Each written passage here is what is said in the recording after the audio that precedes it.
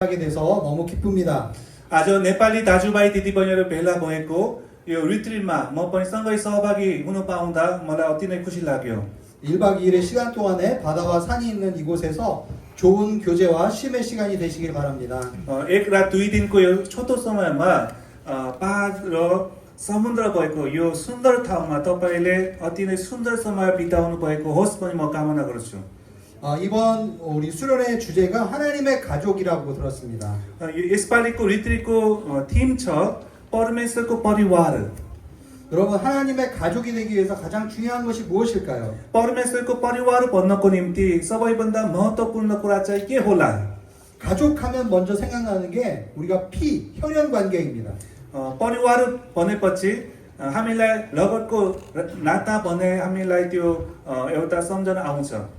그런데 저는 이 혈연 관계보다 더 중요한 것이 있다고 생각해요. तर मलाई लाग्छ रगतको नाता भन्दा अझै महत्त्वपूर्ण एउटा कुरा छ कि 가족이라면 함께 오랜 시간 동안의 삶을 함께 나누고 함께 공유하는 것이 필요합니다. परिवार भनेपछि धेरै लामो समयसम्म सँगै हुनुपर्छ। 가족이라면 함께 또한 공통의 추억이 있어야 되고요. र परिवार भनेपछि एउटै सम्झना हुनुपर्छ। 함께 고생도 같이 하고 함께 기쁨도 나눌 수 있어야 합니다. सँगै दुःख पनि सँगै सुख पनि गरेको हुनुपर्छ। 제가 아들 하나 딸 하나가 있는데요. मसँग एउटा छोरा छ र एउटा छोरी छ। 둘째 딸이 21살이에요. अहिले दोस्रो छोरी चाहिँ 21 वर्षको छिन्। 지금 대학생입니다. अहिले कलेजमा पढ्दैछिन्। 저희 딸이 태어난 지 6개월이 됐을 때 저희가 입양을 했어요. मेरो छोरी जन्मेपछि 6 महिनाको हुँदा हामीले अडप्सन गरेका थियौँ।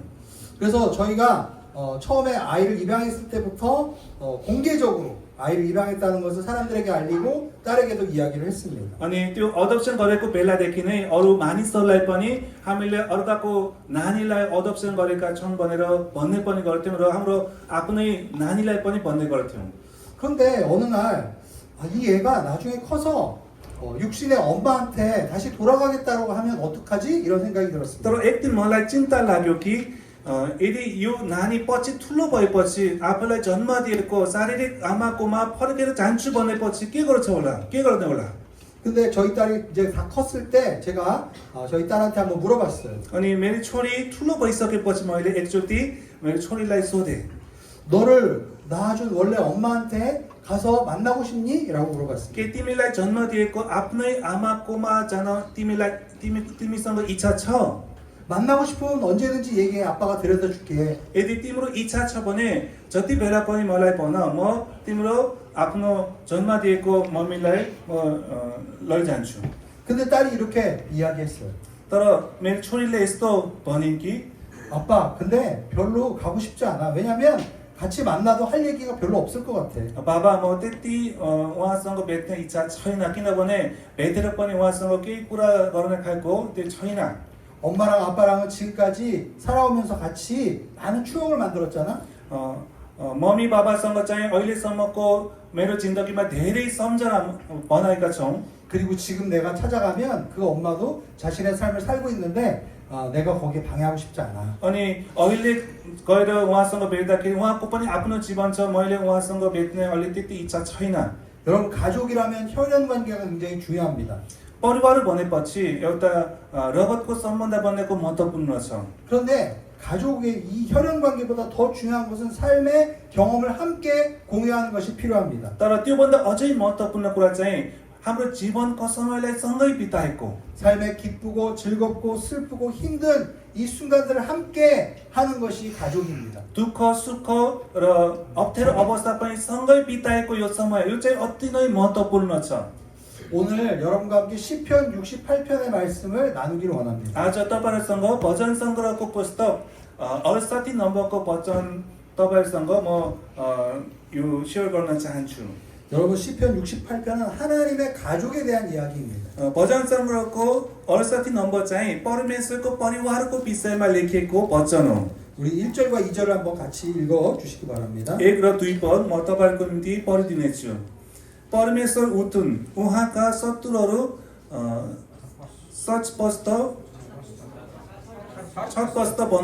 भइजाउन्, उहाँका शत्रुहरू उहाँका सामुबाट भागुन्, जसरी हावाले धुवालाई उदाएर लैजान्छ त्यसरी नै तिनीहरूलाई उदाउनुहोस् आगोको सामु मैन बिराए चाहिँ दुष्टहरू परमेश्वरको सामु नष्ट भइजाउन् 아멘. 우리 하나님께서는 적들을 악한 사람들을 사라지게 하는 능력의 하나님이십니다. हाम्रो परमेश्वर चाहिँ शत्रुहरू जस्तो दुष्ट मानिसहरूलाई हटाउनु हुने परमेश्वर हुनुहुन्छ 혹시 PPT 그림을 하나 제가 보냈는데 하나 보여주실 수 있어요? एउटा पिक्चर हामी हेर्न 홍해가 चाहन्छौँ 갈라지는데 예. 이 그림을 보면 이스라엘 백성이 이집트에서 노예로 살다가 하나님께서 이 홍해를 갈라서 자유하게 해주시는 그런 그림입니다. यो चित्र चाहिँ इस्रायली मानिसहरू मिश्र देशमा एउटा दासत्वको रूपमा बसेको बेलामा परमेश्वरले प्रस्थान गराउनु भयो र लाल समुद्रलाई छुटाउनु भयो त्यसमाथि अनि इस्रायली मानिसहरू हिँडेको यो हामी चित्र हो 이스라엘 백성은 이집트에서 노예로 살아가면서 너무나 힘든 삶을 살았습니다. इस्रायली मानिसहरू मिश्र देशमा एउटा दासत्वको रूपमा धेरै गाह्रो र कठिनाइको जीवन बिताएका थिए. 근데 하나님께서 모세를 통해서 하나님의 능력을 보여주시고 하나님께서 기적적으로 애굽에서 탈출시켜 주셨습니다. तर परमेश्वरले मोसा भन्ने व्यक्तिद्वारा इस्रायली मानिसहरूलाई मिश्र देशबाट प्रस्थान गराउनु भयो. 이 홍해가 갈라지면서 이스라엘 백성이 이 홍해를 건너가게 되었죠. लाल समुद्रलाई छुटाएर त्यो सुक्खा जमिनमाथि इस्रायली मानिसहरूलाई परमेश्वरले हिँडाउनु भयो. 그리고 이스라엘 백성을 쫓아오던 애굽의 군대가 이 홍해에 묻히게 되었습니다. र इस्रायली मानिसहरूको पछि पछि आएको मिश्र देशको सेनाहरू चाहिँ त्यो पानीमा डुब्यो. 바람에 날려가듯이 불 앞에 초가 녹아버리듯이 모든 이스라엘의 적들이 한꺼번에 없어지게 된 것입니다. हावाले धुवालाई उडाइ जस्तै अथवा आगोको सामु मैन बिराई जस्तै दुष्टहरू परमेश्वरको सामु नष्ट भएर गए. 여러분 이렇게 하나님의 가족이 되려면 इ렇게 강렬한 구원의 체험을 우리가 해야 합니다. परमेश्वरको परिवार बन्नको लागि यस्तै एउटा मुक्तिको निश्चयताको अनुभवसँगै गर्नु पर्दछ. 하나님의 가족은 우리의 죄악에서 우리의 과거의 아픔에서 모든 절망에서 하나님의 능력으로 구원받은 사람들의 모임이 바로 가족입니다. परमेश्वरको परिवार बनेको यो हो कि हाम्रो दुःखलाग्दो अवस्थाबाट परमेश्वर हामीलाई चुन्नुभयो छान्नुभयो परमेश्वरको उद्धार मुक्ति पाएको मानिसहरूको समूह यो चाहिँ परमेश्वरको परिवार हो. 오늘은 저의 가족에 대한 이야기를 좀 여러분께 나누겠습니다. आज मेरो आफ्नै परिवारको बारेमा तपाईहरुसँग बाँड्न चाहन्छु. 여러분 저희 가족은 북한에서 내려온 가족입니다. मेरो परिवार भनेको उत्तर कोरियाबाट आएको परिवार हो. 여러분 한국에 많은 큰 교회들 가운데 북한에서 내려와서 교회가 세워진 것을 알고 계십니까? तपाईहरु कोरियाको ठुलठुलो चर्चहरू प्राय उत्तर कोरियाबाट आएको मानिसहरूले बनाएको भन्ने कुरा थाहा छ? 1908년도에 한국에 큰 부흥이 있었습니다. 1908 सालमा आजभन्दा 100 समथिङ वर्ष अगाडि 1908 सालमा उत्तर कोरियाको राजधानी 평양मा ठुलो जागृति भएको थियो. 그때 평양에서 그 부흥이 일어났어요.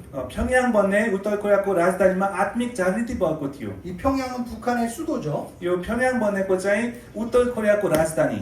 그런데 나중에 1950년도에 6.25 전쟁이 나면서 많은 사람들이 죽고 집을 잃어버렸습니다. अनि सन् 1950 सालमा कोरिया युद्ध भएपछि धेरै उत्तर कोरियाको मानिसहरू आफ्नो घर आफ्नो परिवार गुमाए. 공산주의의 위협을 피해서 저희 할아버지, 저희 아버지 그리고 고모들이 북한에서 남한으로 내려왔습니다. उत्तर कोरियाको कम्युनिस्ट शासनबाट उनीहरू भागेर मेरो बुबाहरू र उहाँ अनि फुपूहरू चाहिँ त्यहाँ उत्तर कोरियाबाट भागेर दक्षिण कोरियामा आउनुभयो.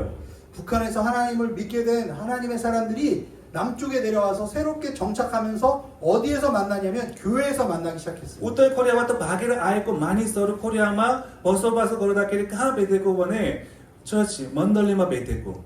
저희 할아버지가 103세 작년에 돌아가셨습니다. मेरो हजुरबुवा 103 वर्षको हुँदा पोहोर साल बित्नुभयो.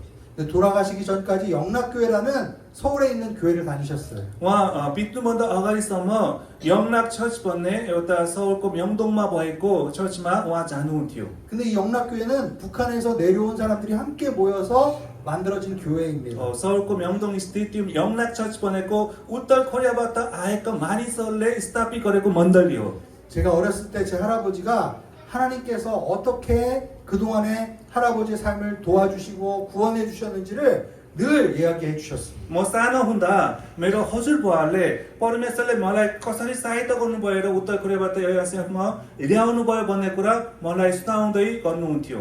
일제치하에서 6.25 전쟁 가운데서 어떻게 하나님이 북한에서 내려온 우리 가족을 보호해 주셨는지를 말씀해 주셨습니다. जापानिज शासनमा र कोरियन युद्धमा पनि परमेश्वरले कसरी हाम्रो परिवारलाई सुरक्षा दिनुभयो, यहाँसम्म दोहोऱ्याउनु भयो भन्ने कुरा उहाँले सुनाउनु भएको थियो. 여러분 하나님의 가족은 이렇게 하나님의 구원을 같이 경험한 사람들이 하나님의 가족입니다.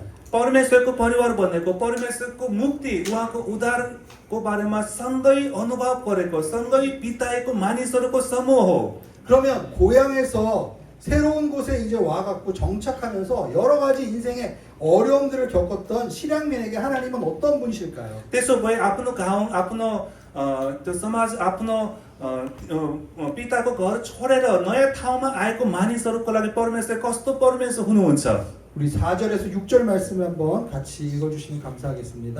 4पदबाट 6पदसम्मको वचन म तपाईँको निम्ति पढिदिनेछु.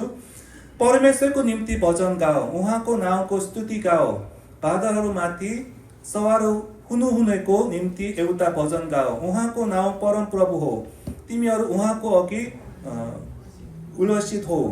परमेश्वर आफ्नो पवित्र वासस्थानमा अनाथको पिता र विधवाहरूको रक्षक हुनुहुन्छ. एक्लो मानिसलाई परमेश्वरले परिवारमा बसाल्नुहुन्छ. उहाँ कैदीहरूलाई मुक्त गरी आनन्दित तुल्याउनुहुन्छ. तर भागीहरू चाहिँ घामले धरेको भूमिमा बास गर्छन्. 한국에 전쟁이 일어나서 많은 사람들이 고아가 되고 과부가 되었을 때 그들을 받아주고 먹여주고 재워준 곳이 바로 교회입니다.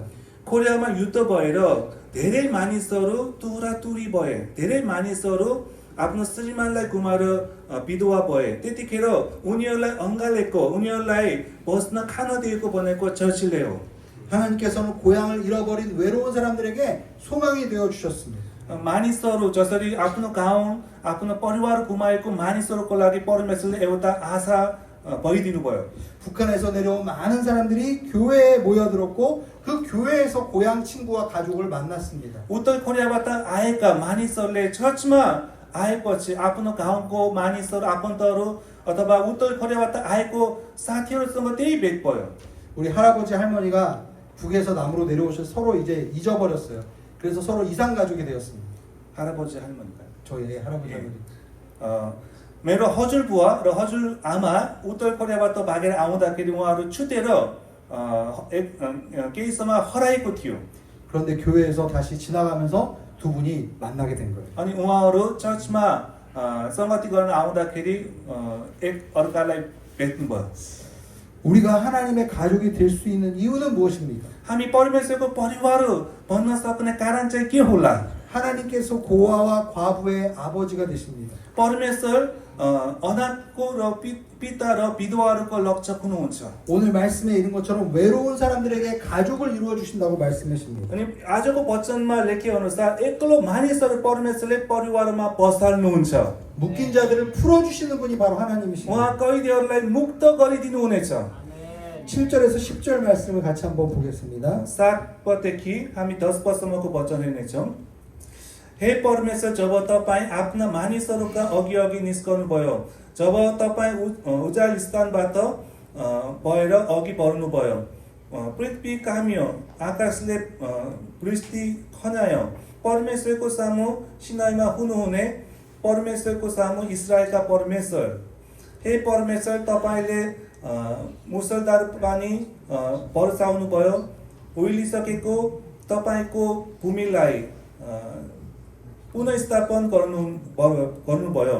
तपाईँका मानिसहरूले त्यस भूमिमा बसोबास गरे अनि आफ्नो प्रशस्तमा ताबाट हे परमेश्वर, तपाईँले दरिद्रहरूको भरण पोषण गर्नुभयो. 아멘. 아멘. 그림을 다음 그림 한번 보여주십시오. अर्को एउटा पिक्चर देखाइदिनुहोस्. 네. 이스라엘 백성이 이집트에서 빠져나와서 광야에서 하나님께서 약속하신 땅으로 향해서 가야 했습니다. इस्राएली मानिसहरू जब मिस्रा देशबाट प्रस्थान गरेर परमेश्वरले प्रतिज्ञा गर्नुभएको देशमा जानु परेको थियो. 지금 시편 기자가 이 광야에서 이스라엘 백성이 광야에서 행진하면서 갔다라고 이야기하고 있어요. यो भजन सङ्ग्रहको लेखकले इस्राएली मानिसहरू उचाइ स्थानबाट गएको भनेर चाहिँ भनेको छ. 하나님이 불기둥과 구름 기둥으로 이스라엘 백성을 광야에서 인도해 주셨습니다. परमेश्वरले आगोको खम्बा र बादलको खम्बा भएर इस्राएली मानिसहरूलाई अगुवाई गर्नुभयो. 그들이 비가 필요할 때는 하나님께서 또 비를 내려 주셨다고 합니다. उनीहरूलाई पानीको खाँचो भयो अनि परमेश्वरले पानी बर्साउनु भयो. 하나님이 능력으로 함께 하셨기 때문에 때로는 땅이 흔들리고 진동하는 것을 느꼈다고 합니다. अनि परमेश्वर उहाँको शक्तिमा साथ दिनुभयो र कहिलेकाहीँ पृथ्वी काम्यो आकाशले पृथ्वी खनायो भनेर लेखेको छ. 광야에서 하나님은 우리의 기도에 응답해 주신 것이죠. उचाइ स्थानमा परमेश्वर हाम्रो प्रार्थना र बिन्ती सुन्नुभयो. 소나기를 내려주셔서 주의 기업을 다시 살려주시는 하나님을 의지하라고 했습니다. अनि यहाँ पानी बर्साउने परमेश्वरको सम्झना गर भन्नुभयो. 백성들에게 삶의 터전을 주시는 하나님이라고 했습니다. र मानिसहरूलाई त्यो भूमि दिने परमेश्वर हुनुहुन्छ भनेर लेखेको छ. 가난한 사람들을 먹이시고 입혀주시는 하나님을 의지하라고 얘기하고 있습니다. गरिब मानिसहरूलाई खान दिने लाउन दिने परमेश्वरमाथि भर पर भनेर लेखेको छ. 북한에서 저희 가정이 내려와서 굉장히 가난하고 어려운 삶을 살았다고 들었습니다. उत्तर कोरियाबाट आएको हाम्रो परिवार चाहिँ एकदमै गरिब थियो भन्ने कुरा मैले सुने. 저희 아버지는 20대 초반부터 남대문 시장에서 지게꾼을 하면서 일을 시작하셨습니다. मेरो बुवा चाहिँ त्यो 20 वर्षदेखि नै एकदम नामदेवन बजारमा त्यो भारी बोकेर चाहिँ काम गर्नुभयो. 하나님께서 저희 가정을 하나하나 인도해 주시고 그리고 공급해 주셨습니다. परमेश्वर हाम्रो परिवारलाई एक एक कुरामा सहायता गर्नुभयो र सबै कुरा जुटाइदिनु भयो. 가난한 자를 채워 주시는 하나님을 경험했습니다. गरिब मानिसहरूलाई उठाउनु परमेश्वरको हामीले अनुभव गर्यौं. 그러나 저희 가정에서 보면 어려운 일도 굉장히 많았어요. तर हाम्रो परिवारमा गाह्रो कुरा पनि धेरै थियो. 저희 아버지가 사업을 하다 망하신 적도 있습니다. मेरो बुबा बिजनेस गर्दाखेरि डुबेको पनि थियो. 중간에 병에 걸려서 1년 동안 일을 못 하셨던 적도 अनि 있습니다. बिरामी भएर 1 वर्षसम्म कुनै काम नगरेको बेला पनि थियो. 근데 그럴 때마다 저희 가족이 함께 기도했던 기억이 있어요. त्यतिखेर हामीले सँगै परिवार मिलेर प्रार्थना गरेको याद छ. 저희 어머니와 제 동생, 남동생이 하나 있는데 매일 저녁을 먹고 집에서 어렸을 때부터 함께 항상 기도했던 기억이 있습니다. मेरो आमा हुनुहुन्छ, मेरो एउटा भाइ छ र आमा र भाइ मिलेर चाहिँ हामी सँगै प्रत्येक दिन बेलुका खाना खाएपछि घरमा सँगै प्रार्थना गरेको सम्झना छ. 처음에는 그냥 기도할 때 너무 기도하기가 싫어갖고 그냥 몸을 비비 꼬고 그랬습니다. सुरुमा चाहिँ प्रार्थना गर्दा मलाई प्रार्थना गर्न मन लागेन. एकदम गाह्रो भयो. एकदम त्यस्तै भएको थियो. 그런데 어머니가 살려달라고 저희 먹을 것을 좀 달라고 기도했습니다. तर मेरो आमाले हामीलाई बचाइदिनुहोस्, हामीलाई खान दिनुहोस् भनेर प्रार्थना गर्नुभयो. 매일매일 눈물로 기도하는 어머님의 모습을 보면서 함께 기도하는 것을 배웠어요. प्रत्येक दिन आँसु झारिकन प्रार्थना गर्नुभएको आमा देखेर मैले पनि प्रार्थना कसरी गर्नुपर्ने भन्ने कुरा सिकेँ. 기도를 해도 상황이 나아지는 것처럼 보이지 않았습니다. तर जति प्रार्थना गरे पनि अवस्था चाहिँ सकारात्मक भएन. 그런데 계속 기도했어요. तर पनि हामी निरन्तर प्रार्थना गरिरहौँ. 근데 나중에 시간이 흘러서 보니까 하나님이 우리 가정을 한 번도 굶기신 적이 없어요. तर पछि अहिले याद गर्दाखेरि परमेश्वर एकचोटि पनि एक दिन पनि हाम्रो परिवारलाई भोकै राख्नु भएन. 할렐루야. 그러면서 느낀 것은 하나님은 정말 좋으신 분이구나. त्यसपछि मलाई लागेको कुरा चाहिँ परमेश्वर अति असल परमेश्वर हुनुहुन्छ. 하나님은 우리를 위하시는 분이구나. हाम्रो लागि काम गर्ने परमेश्वर हुनुहुन्छ. 이러한 경험들을 함께 하면서 우리는 하나님의 가족이 되어가는 것입니다. यस्तै अनुभव सँगसँगै हामी गर्दै हामी परमेश्वरको परिवार हुँदै जाने हो. 11절에서 13절 말씀을 같이 보겠습니다. 11 पददेखि 13 पदसम्मको वचन हामी हेर्नेछौँ. परमप्रभुले वचन बोल्नुभयो अनि वचनको घोषणा गर्नुभएको समूह ठुलो थियो. राजा र सेना आतुरीसाथ भाग्छन्. छाउनीमा मानिसहरू रुटका माल बाँड्छन्. 13 पद. तिमीहरू आगोका टुनीका बीचमा सुत्दा पनि टुक्रोका पखेटा चाहिँ चाँदीले मोहरिएका छन् र त्यसका पाखहरू चम्किलो सुनले मोहरिएका छन्. 광야에서 이스라엘 백성이 살아가면서 누구를 만나게 될까요? उजाइ स्थानमा इस्रायल मानिसहरूले चाहिँ कोसँग भेट हुन्छ? 적들을 만나게 됩니다. शत्रुहरूसँग भेट हुन्छ. 그들과 전투를 하게 됩니다. उनीहरूसँग लडाइँ गर्नुपर्छ. 하나님께서 당신의 백성들의 싸움을 할 때 도와주십니다. तर परमेश्वरले उहाँको मानिसहरूले अरू मानिसहरूसँग लडाइँ गर्दा सहायता गर्नुहुन्छ. 적의 군대가 패하게 됩니다. अनि अरू शत्रुहरूलाई हराइदिन्छ. 그래서 적의 왕들이 허둥지둥 도망하는 그림을 보게 되는 거죠. अनि शत्रुहरूको राजाहरू त्यो डरले भाग्छ भन्ने कुरा हामीले चाहिँ पाउँछौँ. 그래서 이스라엘 백성이 승리하고 적의 진영에 들어가면 적들이 모든 것을 다 놓고 도망간 거예요. अनि इस्रायली मानिसहरू त्यो शत्रुहरूको त्यो क्याम्पमा जाँदाखेरि उनीहरू सबै भागेर सामानहरू सबै छोडेर भागेको देखिन्छ. 그래서 이 전쟁에서 이긴 다음에 우리가 얻게 되는 이러한 물건을 우리가 전리품이라고 얘기합니다. अनि त्यो युद्धमा लडाइँमा जितेपछि पाउने कुरालाई जुन सामानलाई कोरियन भाषामा 전리품 그거를 नेपाली 뭔지 잘 모르겠는데 싸움 뒤에 얻는 물건. लडाइँपछि पाउने कुरालाई के भन्छ? 그렇구만. 네. 자, 그런데 저희 가정에도 이렇게 적들이 많이 있었습니다. हाम्रो परिवारमा पनि यस्तै खालको शत्रुहरू थिए. 가장 기억에 남는 것은 12년 전에 있었던 일이에요. एक दिन 12 वर्ष अगाडिको कुरा हो. 제가 아부다비에서 교회를 섬기고 있었습니다. म 아랍 에미리트को 아부다비 सहरमा म चर्चको सेवाकाई गर्दै थिएँ. 그리고 제 2살 밑에 남동생이 있는데 동생은 에티오피아에서 선교사로 섬기고 अनि 있었어요. मेरो 2 वर्ष भाइ छ. त्यो भाइ चाहिँ अफ्रिकाको एथियोपिया भन्ने देशमा मिसनरीको सेवाकाई गर्दै थिए. 그런데 저희가 그 해에 10월 달에 한국에 둘 다 나오게 되었어요. अनि हामी दुई भाइ चाहिँ एउटै समयमा त्यतिखेर कोरियामा छुट्टी लिएर आउनु सकेको थियो. 저는 온누리교회 목회자 모임이 있어서 그때 나오게 되었습니다. म चाहिँ कोरियाको ओनुरी चर्चको पास्टरको मिटिङ भएर सेमिनार भएर आएको. 그런데 저희 동생은 제가 오기 한 달 전에 몸이 아파서 한국에 이미 와 तर 있었어요. मेरो भाइ चाहिँ बिरामी भएर मभन्दा 1 महिना अगाडि कोरियामा आएको रहेछ. 에티오피아에서 다리를 쩔뚝쩔뚝 절기 시작했습니다. अनि एथियोपियामा मेरो भाइ चाहिँ खुट्टा एकदम त्यो बिरामी भएर चाहिँ यसो हिँड्न गाह्रो भएको थियो. 그래서 몸이 너무 불편해서 한국에 와서 지금 치료를 받고 그리고 진료를 받고 병의 원인을 찾고자 했습니다. अनि कोरियामा आउनु भएर मेरो भाइ चाहिँ यो बिरामी चाहिँ के को कारणले हो भन्ने कुरा अस्पतालमा गएर जचाउन थालेको. 그래서 저희 두 형제가 한국에 왔을 때 동생의 병의 원인을 알게 됐어요. अनि दुई भाइ चाहिँ कोरियामा आएर भेट्दाखेरि त्यतिखेर त्यो बिरामीको कारण के हो भन्ने कुरा पत्ता लाग्यो हामीले. 동생이 파킨슨병에 걸렸다는 거예요. मेरो भाइ चाहिँ पार्किन्सन भन्ने बिरामी लागेको. 여러분 이 파킨슨병은 몸이 점점 딱딱하게 굳어가는 병입니다. यो पार्किन्सन बिरामी भनेको चाहिँ शरीर बिस्तारै बिस्तारै चाहिँ जम्ने यो एकदम साह्रो भएर जम्ने खालको त्यस्तो खालको बिरामी हो. 어떤 사람은 몸이 서서히 굳어가면서 10년, 20년을 사는 사람도 있습니다. कोही कोही चाहिँ बिस्तारै बिस्तारै त्यो शरीर जम्दै 10 वर्ष 20 वर्षसम्म पनि बाँच्न सक्छ. 그리고 어떤 사람은 몸이 너무 빨리 굳어져서 몇 년 안에 죽는 사람도 तर 있어요. कोही कोही चाहिँ एकदम शरीर छिटो बिग्रेर केही वर्षभित्र मर्नु पनि सक्छ. 저희 두 사람 다 결혼을 한 상태였죠. हामी दुवैजनाको विवाह भएको थियो. 그래서 저희 가정, 저희 아내와 저희 아들, 딸은 아랍에미리트에 있었고 र हाम्रो परिवार मेरो छोराछोरी चाहिँ 아랍 에미리트मा 두바이 아부다비मा थियौँ.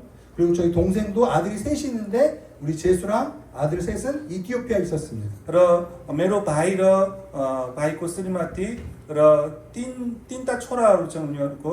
अनि उहाँहरू पनि एथियोपियामा थिए. 그래서 저희 부모님과 저와 제 동생 4명이서 일주일 동안 같이 시간을 보낼 수 있었습니다. अनि त्यतिखेर कोरियामा म र मेरो भाइ र आमा बुवा यस्तो चारजनाले मात्र त्यो एक हप्तासम्म कोरियामा समय बिताउन सक्यौँ. 예전에 어렸을 때 집에서 같이 가정 예배를 드리던 것처럼 일주일 내내 저녁을 먹고 동생과 그리고 부모님과 함께 매일매일 기도하는 시간을 가졌습니다. जसरी सानो बेलामा गरेको जस्तै बेलुका खाना खाएपछि आमा बुवा म र मेरो भाइ चाहिँ बेलुका खाना खाएपछि एक हप्तासम्म प्रत्येक दिन हामीले सङ्गति गरेर प्रार्थना गर्यौँ.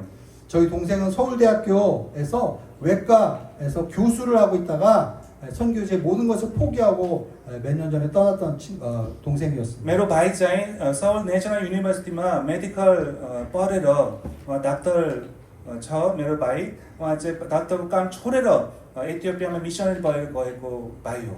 근데 선교지에서 사역을 하다가 파킨슨 병에 걸린 거죠. तर मिसन फिल्डमा अफ्रिकामा सेवाकाई गर्दा गर्दै त्यो बिरामी भयो. 그래서 그 일주일 동안 4명이 우리 식구들이 함께 울면서 매일매일 기도했습니다. त्यो एक हप्तासम्म हामी 4जना परिवार मिलेर प्रत्येक बेलुकाको खाना खाएपछि हामीले प्रार्थना गरिरहेको थियौँ. 저희 어머니가 슬플 때마다 힘들 때마다 항상 읽고 기도하는 시편 27편을 매일매일 읽으면서 저희가 기도했어요. मेरो आमा दुःखित बेलामा दुःख लागेको बेलामा पढेको भजन सङ्ग्रहको पुस्तक 27 नम्बरको भजन पढ्दै हामीले प्रार्थना गरिरहेका थियौँ. 시편 27편에 이런 말씀이 있습니다. 여호와여 내가 부르짖을 때 응답하소서. भजन सङ्ग्रहको पुस्तक 27 नम्बरमा यस्तो लेखेको छ, परमप्रभु परमेश्वर मैले पुकार्ने बेला तपाईँले जवाब दिनुहोस्. 여호와여 나를 불쌍히 여기소서. परमप्रभु परमेश्वर ममाथि दया गर्नुहोस्. 내 부모가 나를 버릴지라도 여호와는 나를 받으실 것입니다. मेरो आमा बुवाले मलाई छोडेको छ, तर परमप्रभु परमेश्वर मलाई लिनुहुनेछ. 일주일 내내 이 말씀을 읽고 함께 기도하면서 우리 네 식구가 펑펑 울면서 일주일 내내 기도했습니다. हप्ता दिनसम्म त्यो भजन सङ्ग्रहको भजन पढ्दै हामीले रुँदै आँसु झार्दै प्रार्थना गरेका थियौँ. 여러분 제 동생은 여전히 파킨슨 병을 앓고 있습니다. मेरो भाइ चाहिँ अझै पनि पार्किन्सन रोगमा छ. 몸은 점점 딱딱하게 굳어져 가고 있어요. शरीर चाहिँ बिस्तारै बिस्तारै साह्रो भएर जम्दै जाँदैछ. 지금은 걷기도 힘든 그런 상태입니다. अहिले हिँड्नु पनि गाह्रो भइरहेको छ. 그러나 하나님께서 동생을 사용하기 시작하셨어요. तर परमेश्वरले मेरो भाइलाई चलाउन थाल्नुभयो. 동생이 말씀을 전할 때마다 많은 사람들이 하나님의 은혜를 경험하고 그리고 하나님께로 나오는 그런 기적이 일어났습니다. मेरो भाइले जब वचन प्रचार गर्ने बेलामा परमेश्वरले अचम्मको काम गर्नुहुन्छ. धेरै मात्रामा मानिसहरू परमेश्वरका नजिक आउँदो रहेछ. 우리 가족은 광야 같은 인생에서 대적을 만났어요. 원수를 만났습니다. हाम्रो परिवार चाहिँ उजाइ स्थानको जस्तो बेलामा एउटा शत्रुलाई भेटाएको जस्तो भयो. 그런데 하나님께서 함께 싸워 주셨습니다. तर परमेश्वरले सँगै लडिदिनु भयो. 그리고 뜻하지 않은 이 전리품을 얻게 된 것입니다. अनि हामीले नसोचेको सामानहरू जसरी लडाइँमा पाउने सामानहरू हामीले पाएका छौँ. 오늘 지금 아까 읽은 말씀을 보면 재미있는 부분이 있어요. अघि हामीले पढेको वचनमा एउटा रमाइलो कुरा छ. 이 68편 초반부까지는 하나님의 백성들이 광야에서 계속 길을 걸어가고 있었습니다. यो भजन सङ्ग्रह पुस्तक 68 नम्बरको वचनको अगाडिको भाग चाहिँ इस्रायली मानिसहरू उचाइमा हिँड्दैछ.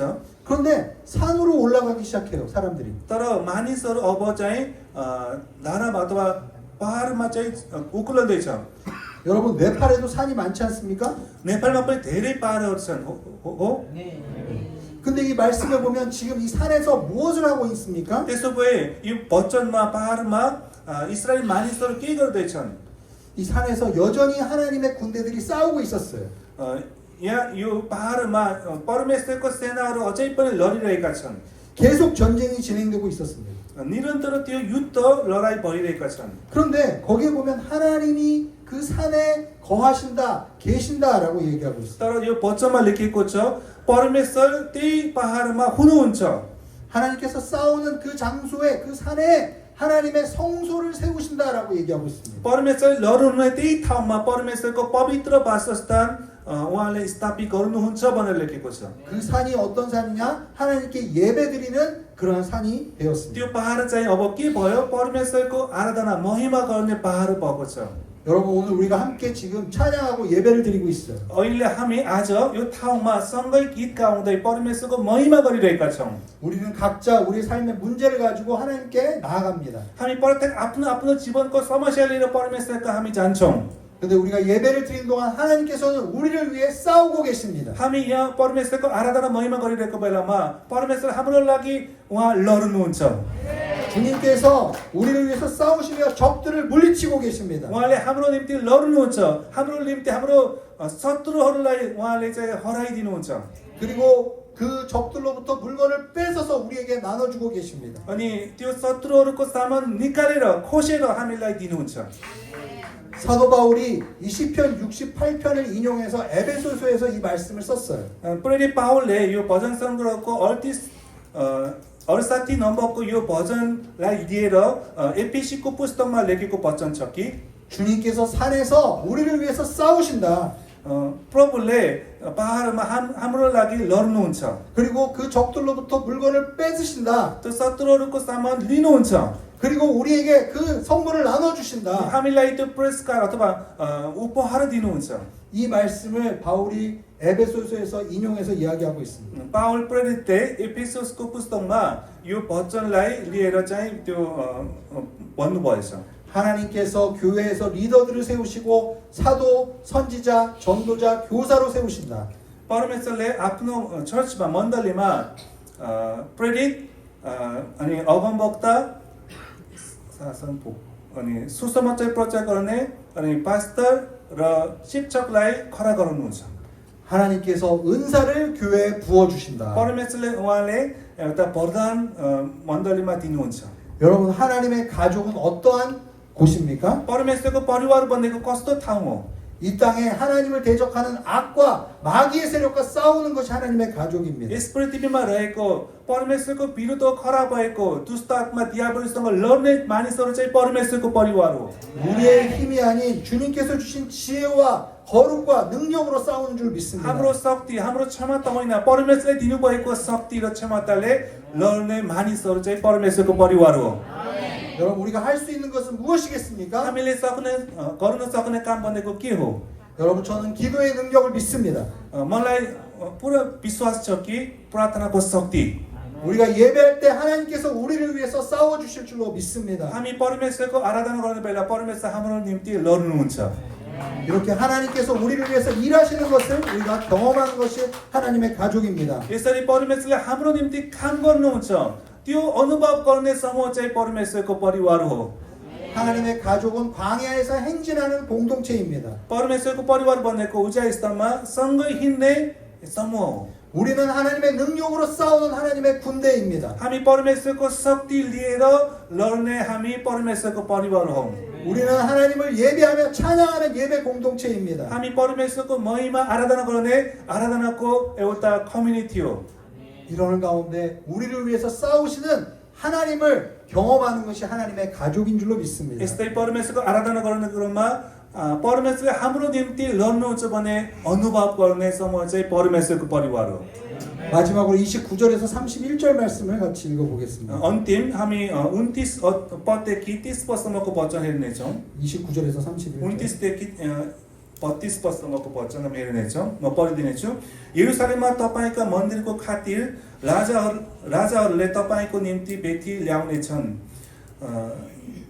नरकथहरूका बीचमा रहने पशुलाई हप्काउनुहोस् जाति जातिका भाषाहरूका बीचमा साधेको झुन्डलाई दाग्नुहोस् पराजित भएपछि यिनले चाँदीका टुक्राहरू ल्याउन् र लडाईँमा खुसी हुने जातिलाई छरपस्तो पारिदिनुहोस् मिश्र देशबाट राजदूतहरू आउनेछन् कुशले आफैलाई परमेश्वरमा समर्पण गर्नेछ हे पृथ्वीका राजा हो परमेश्वरको स्तुतिगान र परमप्रभुका प्रशंसाको स्तुति गाओ आमेन. 아멘.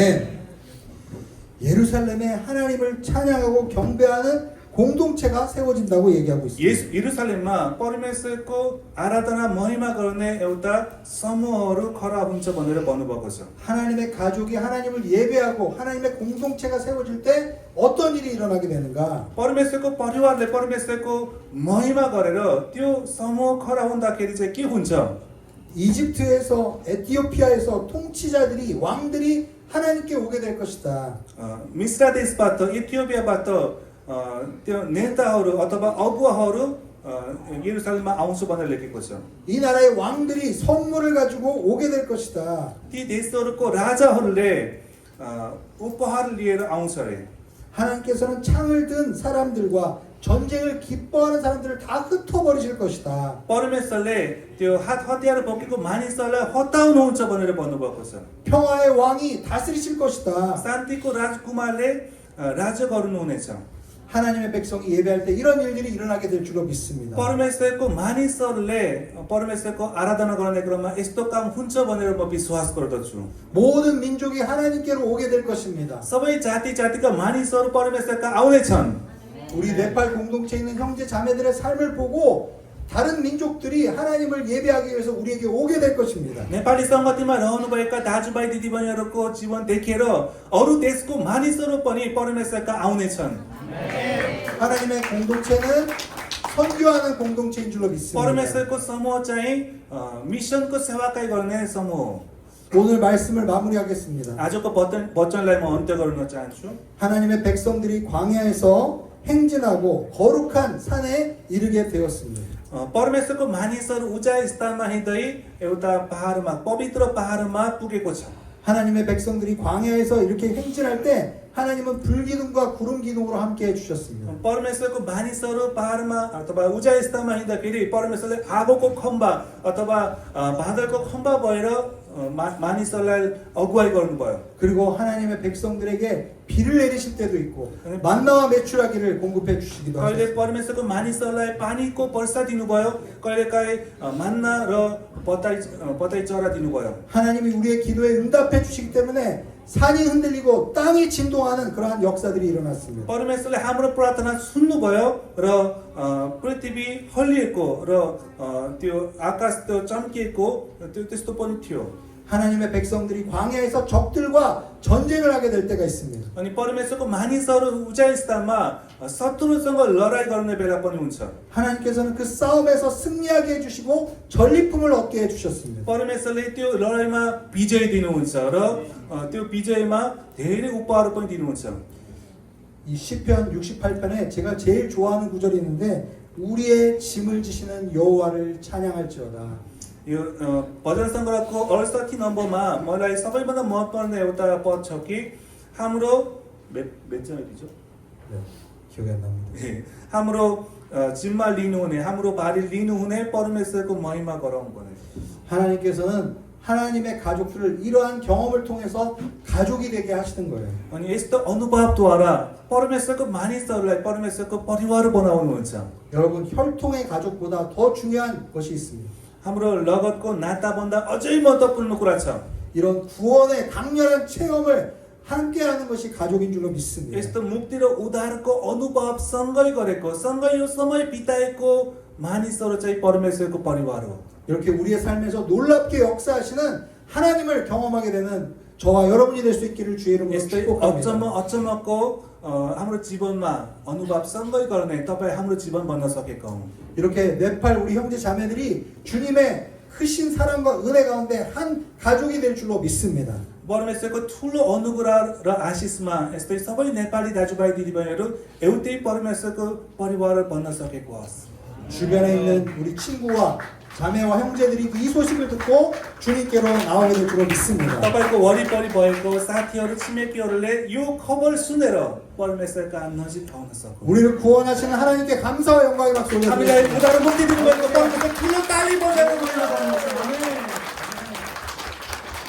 기도하겠습니다. आउनुहोस् हामी प्रार्थना गर्नेछौँ। 하나님 아버지 감사합니다.